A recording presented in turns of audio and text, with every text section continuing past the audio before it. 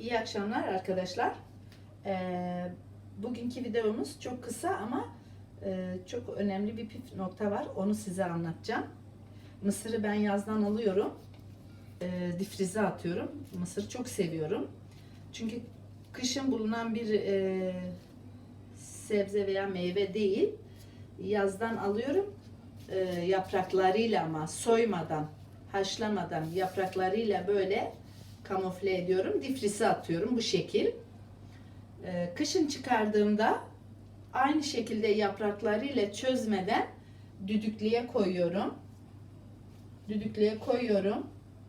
Bu şekil sararak düdüklüye koyuyorum. Üstüne 2 bardak su koyuyorum.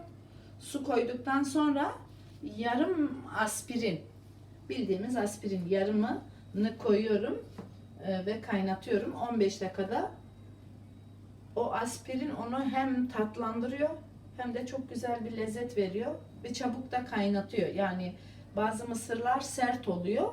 O aspirin onu yumuşak bir şey veriyor, doku veriyor ona. Özellikle mısırı difrize koyuyorsanız kesinlikle yaprağın içinde sararak saklarsanız ve bu şekilde haşlarsanız daha lezzetli ve daha güzel olur. İyi akşamlar.